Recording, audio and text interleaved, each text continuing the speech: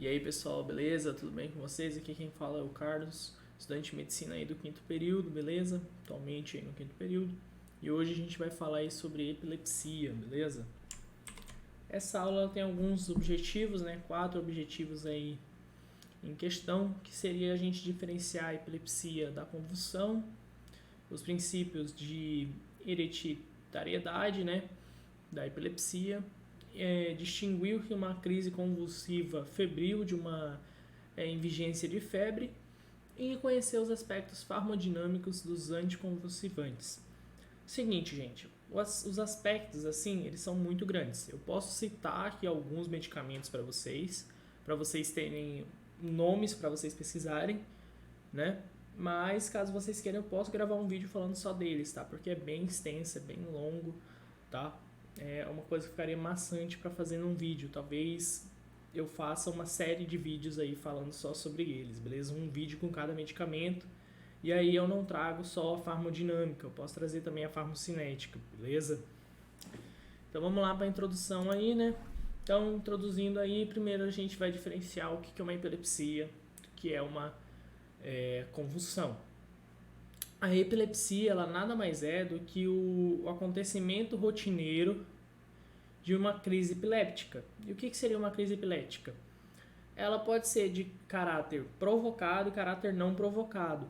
Sabe quando você vai jogar um joguinho lá no teu PS4 e tal, que aparece lá assim, esse jogo não é indicado para pessoas que sofrem com problemas de efeitos luminosos e coisas assim? Então, são esses pacientes aí que podem sofrer de crise epiléptica. Porque aí ele vai ter uma epilepsia, né? Uma crise epiléptica provocada. Quando é não provocada é que não tem nenhum estímulo como principal, que é o estímulo luminoso. E a epilepsia seria o acontecimento, né, rotineiro dessas crises epilépticas.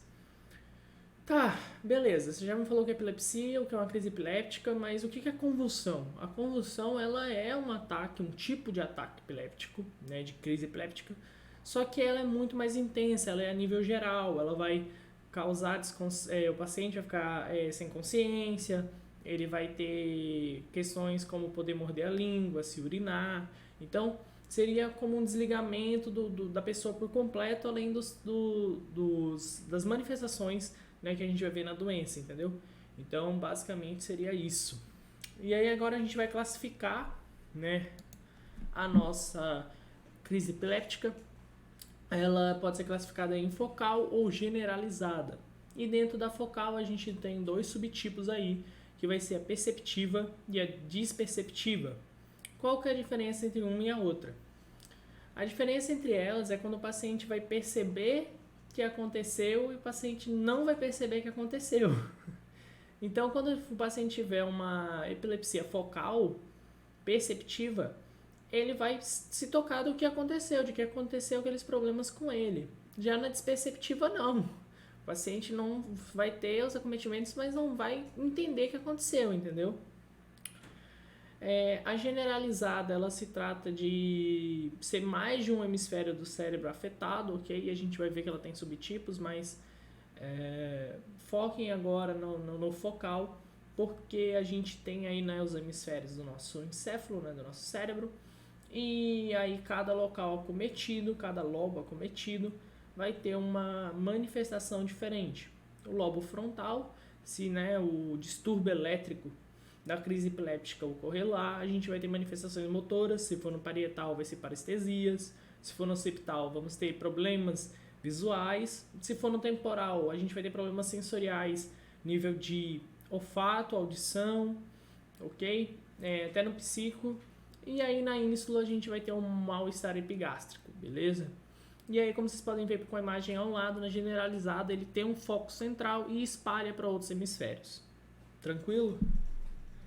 Agora a gente vai falar aqui da etiologia, beleza? Falando sobre a etiologia, a gente tem as idiopáticas e tem as criptogênicas. Por que é importante citar essas duas logo agora? Porque a diferença delas seria a presença de lesão. A literatura que eu usei para estudar, para fazer aqui esse vídeo, que eu vou até mostrar no final da aula as referências para vocês, ele apresentava que a idiopática e criptogênicas são quando não tem estabelecido a causa. No entanto, a idiopática não tem lesão e a criptogênica tem lesão na região ali cerebral, ok? Lesão de tecido, qualquer tipo de lesão, ok? A genética, né, não preciso nem dizer, o paciente sofreu do risco genético, uma explicação que vai vir aí no próximo slide. Sintomáticos, as causas EMI, que seria causas metabólicas, estruturais, imunológicas e infecciosas, ok? Então, por exemplo, nessas causas do EMI, entra o paciente com abstinência de álcool, de opioides, traumatismo craniano, e entre outros, ok? Agora a gente vai entrando aí no risco genético. O risco genético ele vai variar conforme o tipo do tipo que ocorre naquele paciente. Por exemplo, se o paciente, o indivíduo, né, o pai da criança ou a mãe da criança, ele sofre de epilepsia focal, né? Comumente o que ocorre com ele é epilepsia focal, os filhos dele vai ter de 3 a 5% de desenvolver epilepsia. Enquanto os indivíduos da generalizada, os filhos vão ter de 6 a 12% de chance de desenvolver. Mas como que ocorre essa questão do desenvolvimento aí, do risco genético? O risco genético não é que o paciente vai nascer já com a epilepsia, não é isso. É que essas porcentagens significam a predisposição, ou seja, caso o paciente seja exposto a fatores como medicamentos, infecções, traumatismo, a própria febre, e ele tenha nessa porcentagem de chance, ele foi exposto a isso, ele pode desencadear, entendeu? Então essa chance é de desencadeamento à predisposição, entendeu? Consegue perceber que tipo, não é a chance da criança nascer com os problemas da epilepsia, né? Das crises epilépticas e tudo mais, e sim da chance dele adquirir quando exposto a fatores exógenos e endógenos. Aí a gente tem crises epilépticas que elas podem ocorrer por diversas doenças que já são geneticamente determinadas, tipo geneticamente determinadas a nível neurológico. Então, temos algumas doenças aí, como vocês podem ler no slide, que elas podem acabar acarretando em epilepsia. Então, se o filho tem chance de nascer com uma dessas doenças, então tem chance de ter epilepsia, beleza? Agora, chegando aí no próximo slide, a gente tem a convulsão febril e a vigência de febre. O que seria a diferença entre elas? Elas duas são convulsões, só que a convulsão febril, a febre é considerada a causa da convulsão. E na vigência de febre, a febre não é considerada a causa da convulsão. Ou seja, a convulsão febril ela é a nível pediátrico. Ela só vai ocorrer nos pacientes pediátricos, menores de 5 anos. A melhor hipótese do porquê disso seria a imaturidade do sistema nervoso, beleza? A invigência de febre ela não é considerada a causa da convulsão, mas ela desencadeia o que já existia ali. Ou seja, imagine que o paciente tem a chance de ter epilepsia, teve um quadro de febre, teve a crise epiléptica, porque teve uma descompensação no quadro, ok? A convulsão ela vai se dividir em simples e complexa. O que seria aqui? Vamos lá. A convulsão simples, ela seria uma convulsão aí que a gente vai ver em crianças. Ela não tem evidência de infecção no sistema nervoso, não tem uma causa definida, ou seja, idiopática, né? Ela não tem diagnóstico de epilepsia, ou seja, esse paciente não é epiléptico. Lembra que eu falei que para ser epilepsia, o paciente tem que ter de forma recorrente crises epilépticas?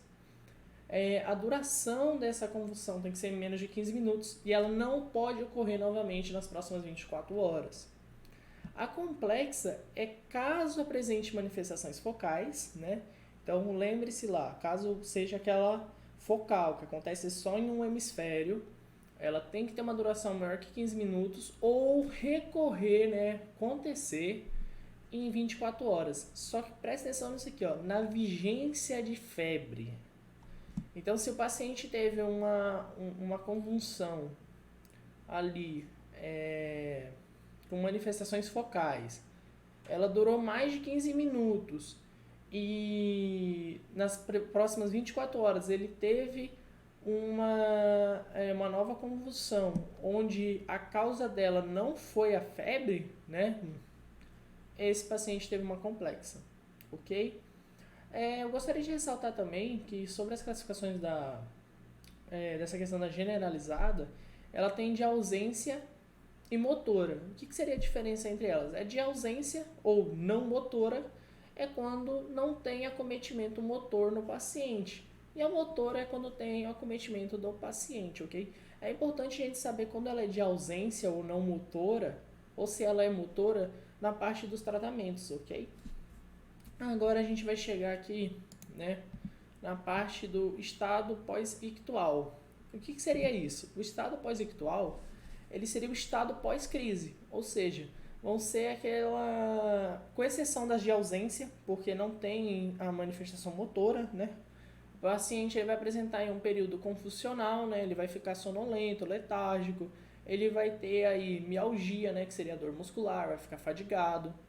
E esses sintomas são úteis aí pra gente poder diferenciar, aí ó, já até diz, ó, na diferenciação de síncope com crise convulsiva, ou seja, é importante a gente ver o que o paciente apresenta, né, após no período aí, né, do estado pós-ictual, que seria o estado pós-crise.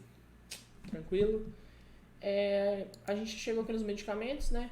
Eu não coloquei aqui no slide, né, mas vale salientar que caso o paciente esteja tendo ali uma convulsão, né, você não deve colocar coisas na boca do paciente, porque você pode acabar machucando ele. Caso o paciente morda a língua ou algo do tipo, não tem problema, a língua vai cicatrizar sem problemas.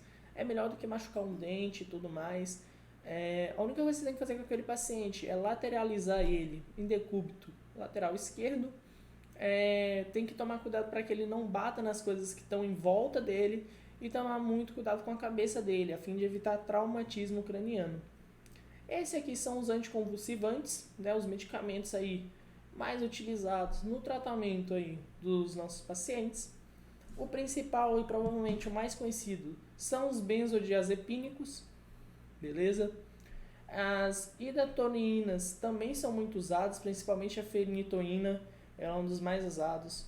Os barbiturados são bastante usados, mas estão entrando aí em desuso, beleza?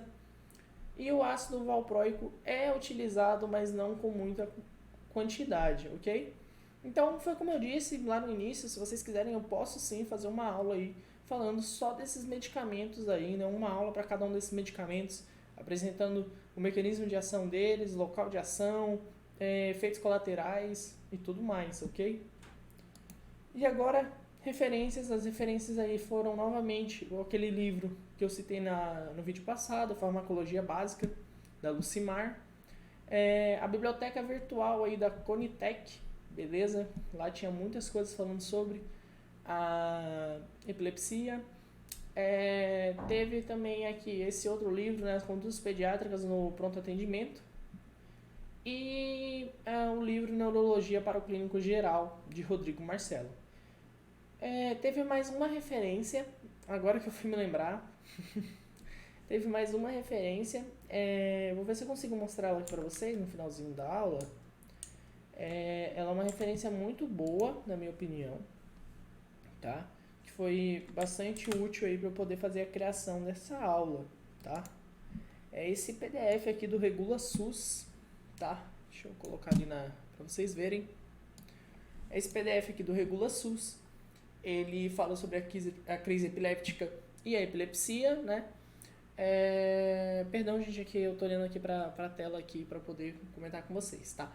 E aí, ele me ajudou bastante, é uma referência muito boa. Infelizmente, o YouTube não me permite colocar links ainda na descrição dos vídeos, mas se vocês pesquisarem aqui, ó, neurologia, resumo, crise epiléptica, epilepsia, TSRS, ele vai te apresentar o primeiro link, beleza? Então é isso, gente, espero que vocês tenham gostado.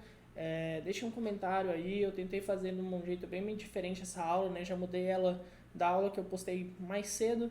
E é isso, um beijo, um abraço, até mais!